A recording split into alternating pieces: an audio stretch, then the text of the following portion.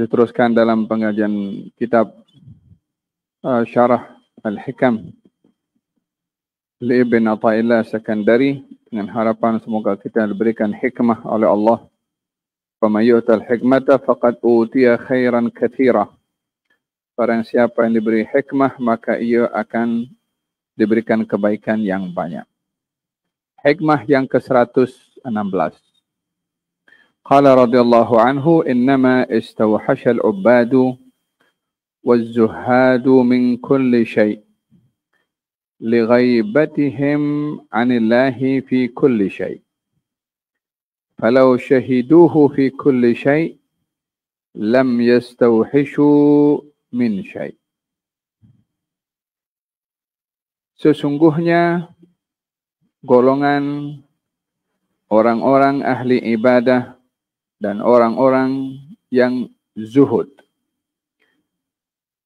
merasa tidak selesa daripada banyak perkara, disebabkan karena mereka hilang pandangan akan keberadaan Allah pada setiap sesuatu.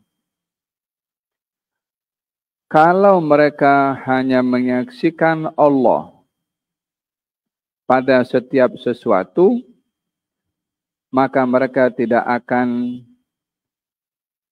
merasa selesa pada sesuatu. Sesungguhnya orang ahli ibadah dan orang-orang yang zuhud merasa tidak selesa dengan banyak sesuatu, disebabkan karena hilangnya pandangan mereka terhadap Allah ke atas segala sesuatu.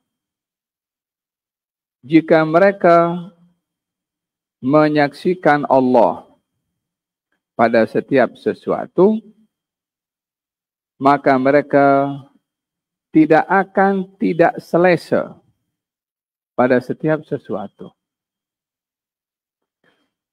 Kita pun dah baca ni berapa banyak kali saya baca ni. Kita dalam pembahasan yang lalu ada berbahas berkenaan dengan orang yang beribadah kepada Allah itu terkadang mempunyai matlamat yang berbeza. Ada orang beribadah kepada Allah Subhanahu wa taala mencari sesuatu dari ibadah itu. Walaupun sesuatu itu adalah yang positif. Seperti orang beribadah mencari tenang. Karena memang pun dalam ibadah ada ketenangan. Allah berfirman dalam Al-Quran, alladzina amanu wa tatma'innu qulubuhum bidzikrillah, ala bidzikrillahi tatma'innul qulub. Orang-orang beriman dan mereka itu tenang ketika berzikir. Ketahuilah dalam berzikir ada ketenangan. Jadi di sini disebutkan tentang ibadah yang di dalamnya ada ketenangan. Dalam ibadah juga diberikan oleh Allah Subhanahu wa taala kenikmatan berupa kebersamaan dengan Allah Subhanahu wa taala. Rasa bersama dengan Allah melalui ibadah juga menjadi tujuan kepada seseorang di dalam dia beribadah, ingin bersama dengan Allah Subhanahu wa taala, ingin mendapatkan nikmat dari Allah Subhanahu wa taala. Yang sedemikian adalah hal yang positif, hal yang baik. Cuma bila seseorang itu merasa tidak mendapati ketenangan yang dicari dalam ibadah, bila seseorang itu tidak mendapati nikmat yang dicari dalam ibadah, maka orang tersebut boleh akan tinggalkan ibadah tersebut. Sebab yang dicari tak dapat. Yang dicari tak dirasa. Boleh jadi syaitan kacau dia. Boleh jadi syaitan was-was kepada dia. Engkau dah banyak berbuat, engkau minta tapi engkau tak dikasih oleh Allah. Engkau sudah banyak berbuat ibadah yang katanya kalau orang beribadah doanya akan dikabulkan oleh Allah. Engkau sudah banyak ibadah, minta juga kepada Allah, tapi Allah tak kasih kepada kamu. Untuk apa kamu ibadah? Jadi, seseorang yang beribadah mencari sesuatu pada ibadah dan menjadi matlamat dalam ibadahnya, maka bila ia diganggu oleh syaitan, tidak dapat apa yang dicari pada ibadah, boleh jadi dia tinggalkan ibadahnya. Atau dia akan buruk sangka kepada Allah. Dan ini adalah berbahaya sekali bagi seseorang bila dia punya rasa buruk sangka kepada Allah. Apa sebab? Dia mengukur ibadahnya, mencari apa yang diinginkan olehnya pada ibadah itu sendiri. Melainkan kalau orang itu beribadah kepada Allah Subhanahu wa ta'ala disebabkan oleh karena Allah ini Tuhan. Yang haknya Allah kita beribadah dan menyembah kepadanya. Kita dapat apa yang kita cari, tak dapat yang kita cari. Allah tetap Allah, bukan berubah. Kalau kita tak dapat berubah, Allah bukan Allah, Tuhan bukan Tuhan. Jadi, oleh sebab itu pada hikmah yang sebelumnya, yang saya bahaskan tentang wirid dan warid. Ya kan? Warid pemberian daripada Allah pada ibadah. Kalau itu yang dicari, maka lama-lama dia boleh tinggalkan itu wirid kalau tak dapat warid. Angkat tinggalkan ibadah kalau tak dapat apa yang dicari dalam ibadah. Dan ini adalah berbahaya. Dan memang ada berlaku banyak, bukan sedikit. At least paling tidak orang akan punya rasa buruk sangka dengan Allah. Sebahagian orang pun juga katanya, saya sudah putus asa dengan Allah. Kalimat yang diungkapkan itu bukan kosong. Didahului dengan banyak ibadah yang dia lakukan. Banyak ibadah yang dia sudah kerjakan. Tapi karena matlamat pada ibadah mencari apa yang ia inginkan. Ketika tidak dapat, maka dia akan punya perspektif negatif terhadap Allah Subhanahu wa ta'ala.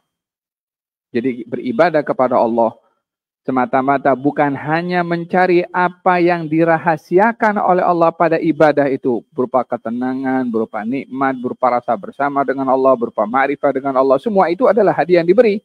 Tapi ketika tidak didapat, tidaklah ia berubah daripada konsep istiqamah ibadah kepada Allah. Karena Allah adalah Tuhan yang wajib disembah. Ini orang mencari nikmat atau sesuatu dalam ibadah. Ada kalanya orang beribadah itu menjauhkan diri dari banyak sesuatu. Pada yang hikmah yang sekarang ini. Al-ubbad. Ubbad orang yang ahli ibadah.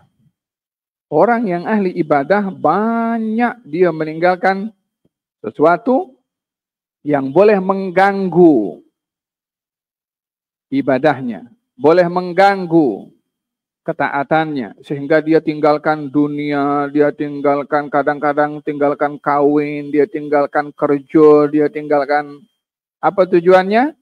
Sebab ingin menghabiskan waktu untuk ibadah. Apa sebabnya?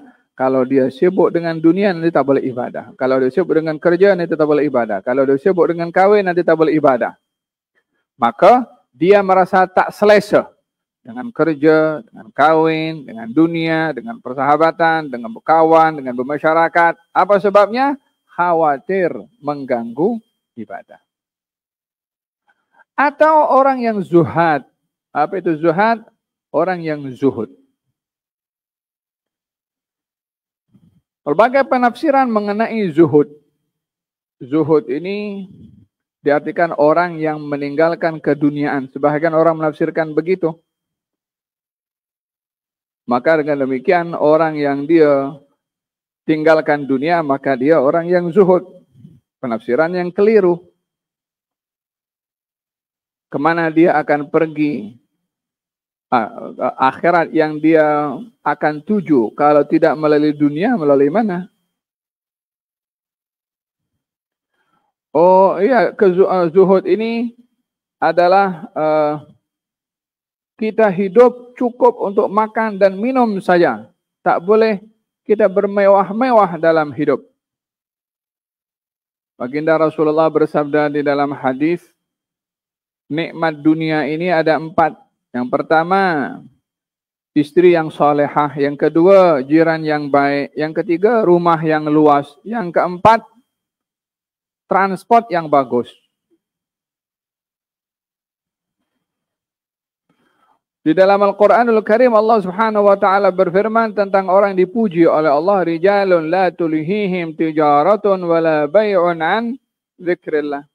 Golongan orang-orang yang mengimarahkan rumahnya Allah adalah orang-orang yang dia tidak dilalaikan daripada perniagaan dan jual beli mereka. Maknanya mereka ada bisnis. Mereka ada barang jual beli, ada trading. Siti Khadijah orang kaya, istrinya Rasulullah. Sayyidina Abu Bakar orang kaya, sahabatnya Rasulullah. Abdurrahman bin Auf orang kaya, sahabatnya Rasulullah. Kalau arti zuhud ini adalah hidup ngam-ngam saja, makan, minum, tidur, kenapa tak ditegur Siti Khadijah wala Sayyidina Abu Bakar wala Abdurrahman bin Auf wala Rasulullah? Kalau ada seorang seorang peniaga yang sukses dalam berniaga, banyak duitnya, tapi dia orang baik. Kawan-kawannya tidak terjun dalam dunia bisnis. Kawan-kawannya dia hadir majelis ilmu, dia zikir, dia i'tikaf di masjid 5 waktu, tak pernah miss daripada surau atau masjid. Walhasil hidupnya ibadah saja. Yang satu, hidupnya adalah dalam keadaan dia berbisnis dan menjadi seorang yang jutawan. So dia merasa cemburu dengan kawan-kawannya. Hari-hari kawan-kawannya duduk di majelis masjid. Hari-hari kawannya dengan majelis zikir, majelis ilmu. Dia tak ada kesempatan. Maka dia jumpa dengan gurunya. Katanya, ya Syekh, saya akan resign daripada segala kekayaan yang saya ada. Dan saya ingin menjadi seperti kawan-kawan saya yang lainnya untuk bermulazamah dengan engkau. Yang duduk hari-hari denganmu 5 waktu di masjid, sholat berjamaah dan seterusnya lah, hadir majelis ilmu, majelis zikir dengan gurunya. Katanya, jangan. Kamu terus dalam berbisnis. Biarlah kamu sukses dalam berbisnis. Karena suksesnya kamu dalam berbisnis dapat tolong orang-orang yang susah seperti mereka. Kalau kamu sama seperti mereka, siapa nak tolong mereka?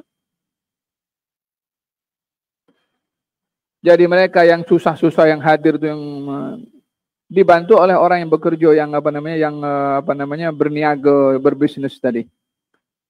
Dengan demikian orang tadi beribadah dengan majelis ilmunya, yang ini beribadah melalui duitnya. Sama-sama beribadah kepada Allah Subhanahu wa Ta'ala dengan cara yang berbeza.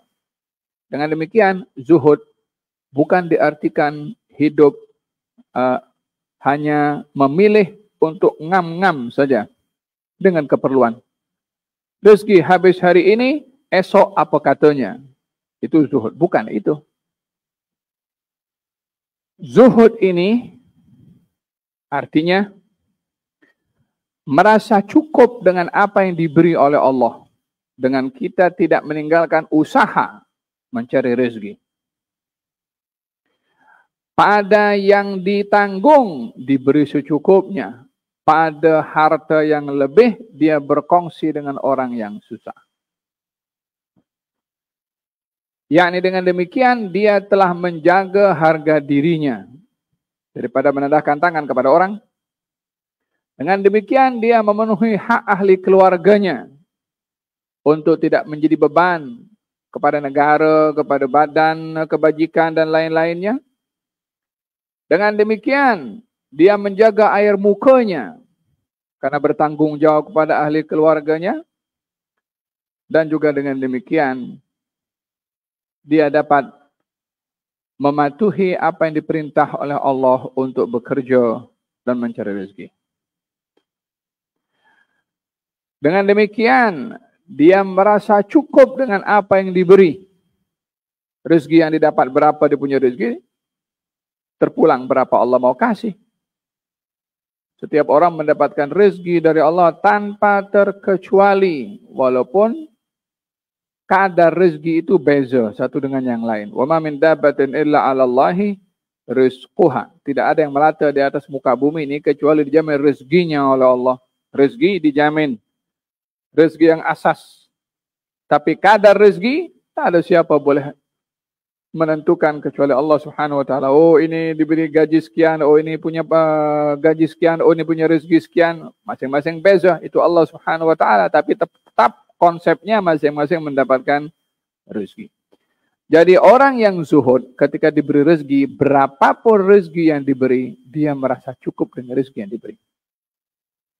Dan dia tidak pernah komplain kepada Allah Subhanahu wa taala, ya Allah engkau beri rezeki kepada aku tak cukup. Orang yang zuhud tidak akan berkata demikian. Tapi tetap akan menerima rezeki yang diberi oleh Allah dengan qanaah. Qanaah merasa cukup dengan apa yang diberi oleh Allah Subhanahu wa taala. Itulah bahagian makna daripada zuhud. Jadi katanya di sini berbicara orang yang ahli ibadah tadi, yang risaukan, disibukkan dengan sesuatu yang boleh menarik dirinya dari ibadah sehingga sibuk dengan hal-hal yang bukan ibadah. Orang yang zuhud tadi, yang risaukan, tergelincir kepada perkara-perkara yang boleh menghalang dia untuk menjadi orang yang zuhud. Yang seperti ini adalah golongan orang yang dia hilang daripadanya pengamatannya kepada Allah terhadap sesuatu yang ia risaukan. Baik itu kerja, baik itu dunia dan seumpamanya. Dia lapangkan masa untuk ibadah saja karena takut kalau involve dalam pekerjaan dan lain-lainnya, khawatir dia jauh daripada ibadah. Orang yang zuhud, dia tak mau terlibat dalam keduniaan karena khawatir kalau terlibat dalam keduniaan nanti dia tidak menjadi zuhud. Yang seperti ini adalah golongan orang yang hilang dari pandangan mereka tentang Allah pada sesuatu.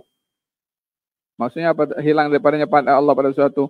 Daripada apa yang ia takutkan itu, dunia, ke kedudukan, ke kerja, ke harta, ke apa saja. Yang ia risaukan, kalau dia menyaksikan Allah pada kerja, kalau dia menyaksikan Allah pada kesibukan, kalau dia menyaksikan Allah pada dunia, maka semua itu tak akan mengganggu kepada dia hatta menjadi orang yang ahli perniaga yang sukses.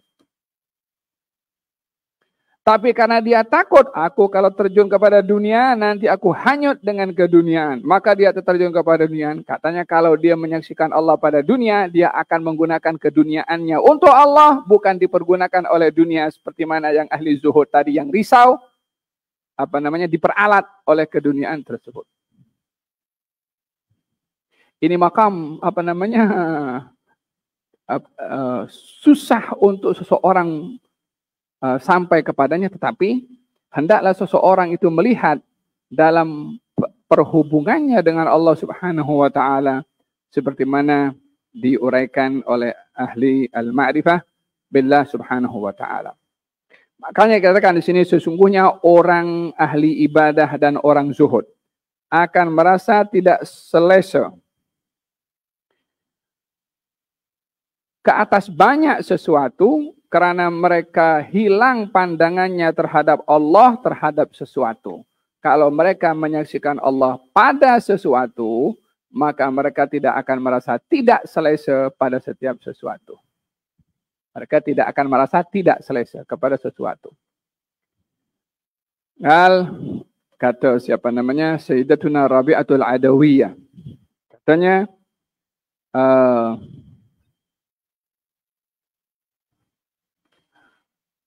dia kata macam ni. Ya Allah, kalau aku menyembah kepada engkau karena inginkan syurga, jangan engkau beri aku syurga. Tapi kalau aku beribadah kepada engkau karena takutkan neraka, campakkan aku ke dalam neraka. Tapi jadikan ibadah aku kepada engkau ya Allah, karena engkau adalah Tuhan yang layak untuk disembah. Adakah salah orang beribadah kepada Allah karena inginkan syurga? Tidak salah. Karena itu janji Allah Subhanahu wa taala kepada orang beribadah akan diberikan syurga. Adakah salah orang kalau beribadah kepada Allah karena takutkan neraka? Tidak salah, karena memang janji Allah kepada orang beribadah akan dijauhkan daripada api neraka. Cuma matlamat pada ibadah itu bila diiringi dengan sebab yang ada kaitan dengan keinginan diri sendiri, itulah yang berbeza dengan orang beribadah bila melihat Allah adalah yang layak untuk disembah tanpa mengukur dengan dirinya sendiri. Nak syurga, diri sendiri nak. Takut neraka, diri sendiri takut pada neraka. Agaknya kalau orang yang dia ingin beribadah kepada Allah, inginkan syurga, Allah bagi tahu kamu tak akan masuk syurga. Kira-kira macam mana? Wala orang yang beribadah kepada Allah Subhanahu wa taala, ya Allah, aku berlindung kepadamu daripada api neraka. Adakah Allah Subhanahu wa taala tertakluk dengan keinginannya untuk tidak masukkan dia ke dalam neraka? Kalau Allah mahukan dia masuk dalam neraka, agaknya macam mana? Dia akan protes kepada Allah. Ya kan? Dia akan tuntut kau, ya Allah, kenapa aku tak diberi syurga? Bermakna ketika beribadah kepada Allah menginginkan sesuatu yang ada pada dirinya. Saya nggak pernah ceritakan di sini ada satu orang itu kan, dia ketika mengajar kepada anak muridnya, kasyafallahu ala, Allah beri macam kasyaf kepada satu hal yang luar biasa kepada muridnya. Kalau melihat gurunya ini tertulis di sini syaqi, yakni orang yang celaka. Setiap manusia ini ditentukan nasibnya oleh Allah bahagia atau celaka sebagaimana dalam hadis disebutkan. Hanya tak ada siapa yang tahu. Hanya terkadang seseorang itu dibuka oleh Allah mata hatinya untuk diberitahu hal yang tidak tahu. Si murid ketika nampak pada gurunya demikian, maka dia tinggalkan gurunya daripada diambil ilmunya. Kalau tinggalkan majlis itu. Setiap kali gurunya bertanya kepada dia, dia pun banyak hilah. Last kali gurunya bagi tahu kepada dia, kamu tak hadir dalam majlis sebab kamu nampak sesuatu di dahi aku ke? Terkejut si murid karena gurunya pun tahu. Kata si guru mengatakan, saya ini beribadah kepada Allah karena saya adalah hamba dan dia adalah Tuhan. Untuk diletakkan saya di mana oleh Allah, dia punya. Kita itu letakkan barang, kalau ini cermin mata saya punya. Saya letakkan dalam almari, saya letakkan di atas meja, saya letakkan di atas katil, saya letakkan di bawah karpet. Saya punya. Kan berhak saya untuk berbuat apa saja. Kalau saya nak hancurkan pun juga, saya punya. Itulah kuasa mutlak Allah Subhanahu wa taala kepada hambanya yang tidak dipersoal apa yang dibuat oleh Allah terhadap hamba. Dengan keyakinan kita kepada Allah yang maha baik, maha bijaksana, tidak akan mungkin melakukan hal-hal yang bertentangan dengan sifatnya Allah Subhanahu wa taala. Cuma bukan hak manusia untuk tuntut Allah apa yang patut Allah buat kepada manusia. Idzan innama istawhashal ubadu waz-zuhadu min kulli syai' li ghaibatihim 'anillahi fi kulli syai' falau syahiduhu fi kulli syai' lam yastawhishu min kulli syai'. Kata Sayyidina Abdullah bin Umar radhiyallahu anhuma dalam satu safar bersama dengan kafilah di perjalanan, didapati ketua kafilah menghentikan kafilahnya. Katanya ada bahaya di hadapan, yakni diketahui ada bahaya di hadapan, ada singa padang pasir, yakni singa liar. Kemudian kata Sayyidina Abdullah bin Umar, biarkan aku selesaikan dengan singa itu. Maka dihampiri oleh Sayyidina Abdullah bin Umar kepada singa tersebut dan mengatakan, wahai hamba Allah, kami juga adalah hamba Allah yang sedang melangsungkan perjalanan, kamu pun juga sama. Janganlah kamu mengganggu perjalanan makhluk Allah yang lainnya. Pergilah kamu dari sini, semoga Allah memberkati kamu. Maka singa itu pun bangkit dan pergi. Kejadian ini disaksikan oleh seluruh kafilah yang ada. Menarik perhatian mereka dan bertanya kepada Sayyidina Abdullah bin Umar, apa yang menyebabkan kamu itu datang tanpa ada rasa takut, dan juga apa yang kamu beritahu kepada singa itu sehingga singa itu tidak menerkam kepada kamu. Katanya, aku mendengar hadis Rasulullah sallallahu alaihi wasallam. Katanya, innama Innama yusibu ibnu Adam ma yakhafuhu ibnu Adam. Walau anna ibna Adam lam yakhif illallah lam yusibhu syai'. Sesungguhnya akan menimpa kepada anak Adam apa yang dirasa takut oleh anak Adam terhadap sesuatu. Jika anak Adam tidak takut kepada apapun kecuali kepada Allah, maka tiada apapun yang boleh menakutkan dan menimpakan musibah kepada anak Adam.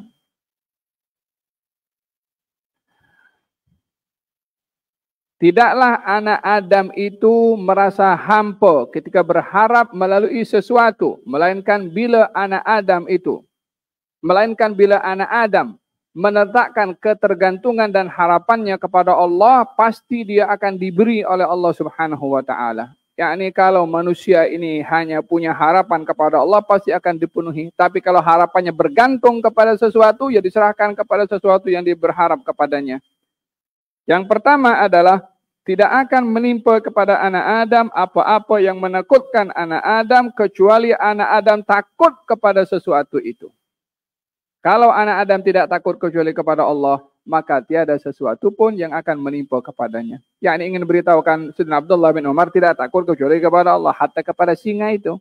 Ketika didatangi singa itu dengan confident, kalau dia juga al-makhluknya Allah Subhanahu wa taala. Ada berkenaan dengan level-level ibadah kepada Allah. Moga-moga Allah Subhanahu wa taala berikan pemahaman dan peningkatan dalam hubungan kita dengan Allah Subhanahu wa taala dalam ibadah, sehingga ibadah kita ini tulus, ikhlas, murni karena Allah. Amin Allahumma amin. Sallallahu alaihi wasallam Muhammadin wa ala alihi wasallam. Alhamdulillahirabbil alamin.